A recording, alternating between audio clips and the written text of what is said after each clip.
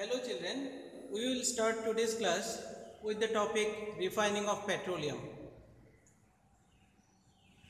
Petroleum is a dark, thick, oily liquid. You can add the word thick in your book. It has an unpleasant odor or smell. Petroleum is a mixture of various constituents such as petroleum gas, petrol, diesel, lubricating oil, kerosene, motor spirit, bitumen, and diesel can again be high speed diesel and low speed diesel. Paraffin wax is also an important fraction of petroleum. The process of separating the various constituents or fractions of petroleum is called refining of petroleum. The refining of petroleum is done in a petroleum refinery. You can see this figure 5.5 given in your book, where the picture of a petroleum refinery is shown here. The process of refining is also called fractional distillation. You can write this in your book.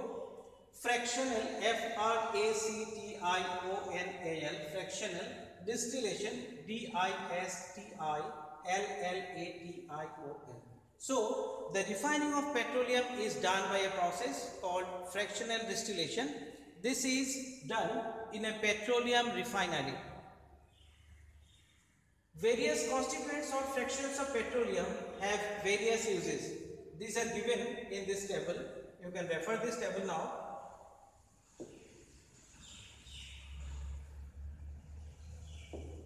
Petroleum gas. Petroleum gas, we mostly use it in liquefied form. At a low temperature, when high pressure is applied to petroleum gas, then it gets liquefied. We call it liquefied petroleum gas, or it is commonly known as LPG.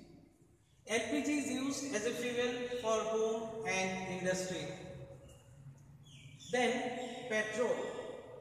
Petrol is a very important fuel for automobiles and two-wheelers. Petrol is used as a motor fuel. It is used as an aviation fuel, means it is also used as a fuel in aeroplanes and helicopters. Petrol is used as a solvent for dry cleaning. While dry cleaning the clothes, a mixture of petrol, ether and carbon tetrachloride is used. So, petrol is also present in the mixture of chemicals which is used for dry cleaning our clothes. Then kerosene. Kerosene is widely used as a fuel for stoves, lamps and also high-grade kerosene, high-quality kerosene is used as a fuel for jet aircrafts. Diesel is very popular as a fuel for heavy motor vehicles like trucks, buses, etc. and heavy vehicles. Diesel is also used in electric generators as a fuel. Lubricating oil is used for lubrication of machines and gear parts. In your book, only lubrication is written. You can add lubrication of machines and gear parts. Lubrication is necessary for machines and gear parts to make them function smoothly. Paraffin wax. It is widely used for making ointments, different types of medicines, candles, Vaseline, etc. Bitumen. You already know that bitumen is used for metaling the roads. That means it is used for road surfacing. Bitumen is also used for making paints. Now,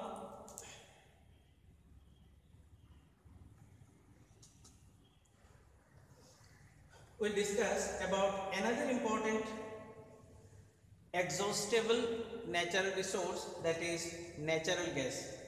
When high pressure is applied at a low temperature, natural gas is compressed at a high pressure at low temperature, then it becomes a liquid. We call it CNG or compressed natural gas. We will now discuss about CNG or compressed natural gas and its advantages as a fuel.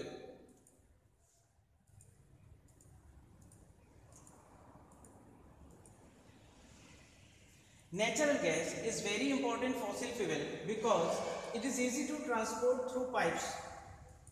Natural gas can be produced at a particular place, it can be extracted at a certain place, and then it can be transported to other places for use for domestic and industrial use through network of pipelines.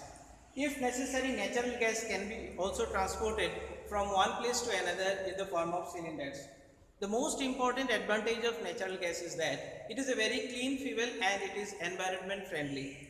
Unlike other fossil fuels, when we burn this compressed natural gas or natural gas, then it does not pollute the environment because it gets almost completely burnt, and moreover it produces a lot of heat on burning.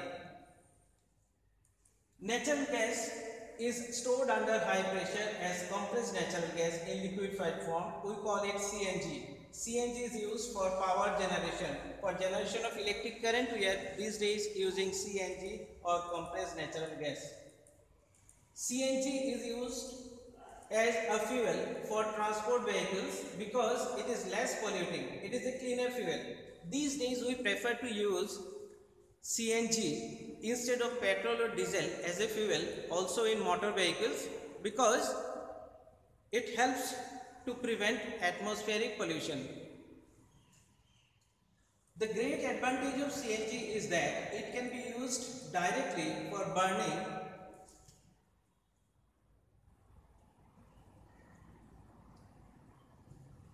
in homes and factories where it can be supplied through pipes. Through network of pipelines, it can be transported from one place to another for domestic as well as for industrial use. Such a network of pipelines exists in Vadodara in Gujarat, some parts of Delhi, and in other places in our country. Natural gas is also used as a starting material or raw material for the manufacture of a number of chemicals including fertilizers. Our country, India, has vast reserves of natural gas. In our country, natural gas has been found in states like Tripura, Rajasthan, Maharashtra, and in the Krishna Godavari Delta. You can also add the name of your state, Assam, here because natural gas is available in plenty in Assam also. Now another topic about which we need to discuss now. There is a question which is sometimes asked in the exam. Why is petroleum also called black gold? You know that gold is a precious metal. Petroleum is precious because of its importance. We are using various fractions of petroleum for different purposes. If you consider practically the importance of petroleum, it is even more important than gold. But it is black in color unlike gold, and therefore petroleum is also called black gold. Many useful substances are obtained from petroleum and natural gas. These are termed as petrochemicals. The petrochemicals we are using to manufacture different types of fibers, artificial fibers like polyester, nylon, acrylic, etc. These petrochemicals are also used in making detergents, polythene and other man-made plastics. When you take natural gas mainly contains methane. Methane is the chemical compound which has a molecular formula CH4. It has a structure like this, where there is a carbon atom which is linked to 4 different hydrogen atoms. So when we supply heat to this natural gas which mainly contains methane, what happens? The links between carbon and hydrogen atoms are broken down and hydrogen atoms get separated. The hydrogen atoms then combine to form hydrogen gas. So on heating this natural gas, we also get hydrogen gas, which is important as a fuel. Hydrogen gas obtained from natural gas is used in the production of fertilizers. Hydrogen gas is being used as a fuel for aviation purposes, means in rockets and in jet aircrafts we are using hydrogen as a fuel. Hydrogen is not commonly used as a fuel for domestic and industrial purposes, but the hydrogen gas which is obtained from natural gas, this hydrogen gas can be used for making ammonia, and with the help of this ammonia we make various types of fertilizers. So it is written in your book that hydrogen gas obtained from natural gas is used in the production of fertilizers like urea. Because of its great commercial importance, petroleum is also given the name black gold.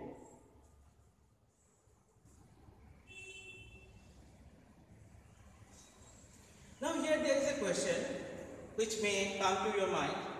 Can coal, petroleum and natural gas, you know that these are the exhaustible natural resources. These are the various sources of energy which are frequently using for our needs. Can these coal, petroleum and natural gas be prepared in the laboratory from dead organisms? You know that these are formed from the dead remains of organisms. But is it possible that we will take some dead organisms like dead plants and animals and we can prepare the resources like coal, petroleum and natural gas in the laboratory? Obviously no, because the formation of these types of exhaustible natural resources occur under natural conditions. These cannot be formed in a lab. These need millions and millions of years for their formation. So, the formation of these exhaustible natural resources like coal, petroleum and natural gas is a very slow process, and the conditions necessary for their formations cannot be created in the laboratory, and hence it is not possible to prepare coal, petroleum and natural gas in a laboratory.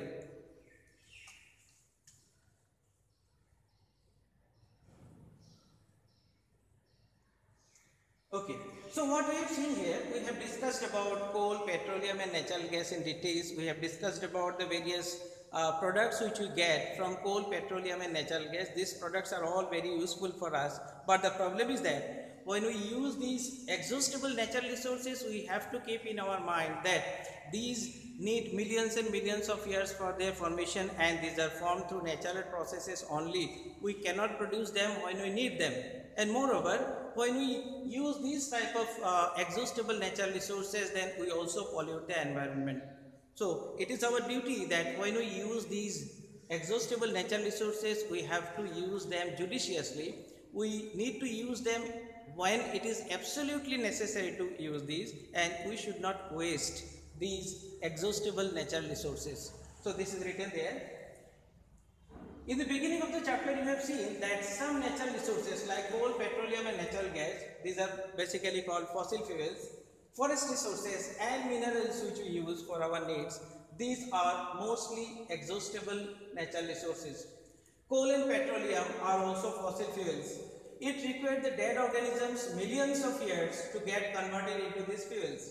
On the other hand, the known reserves of these will last at most a few hundred years. They will not last forever. Then what will happen? When these will be exhausted, then we will not be able to prepare these immediately for our use.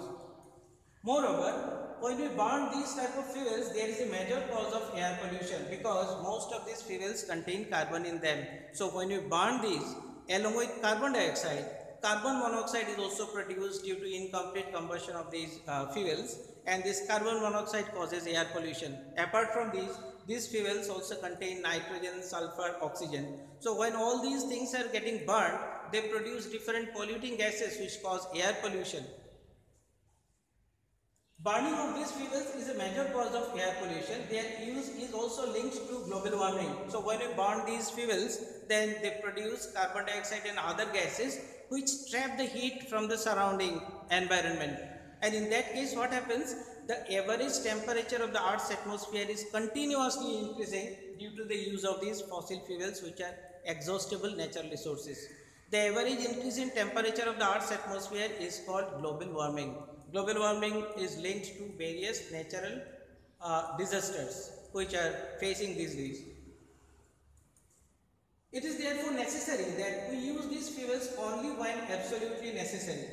If we can do that, then this will result in better environment, smaller risk of global warming, and their availability for a longer period of time. So we should try to conserve these exhaustible natural resources as much as possible. There is one agency which has been set up by the Government of India. This is called PCRA. PCRA is the abbreviation for the organization whose full name is Petroleum Conservation Research Association.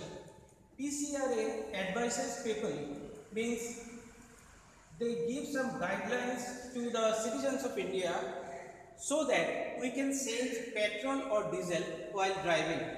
We need to follow their instructions if we want to conserve these precious natural resources.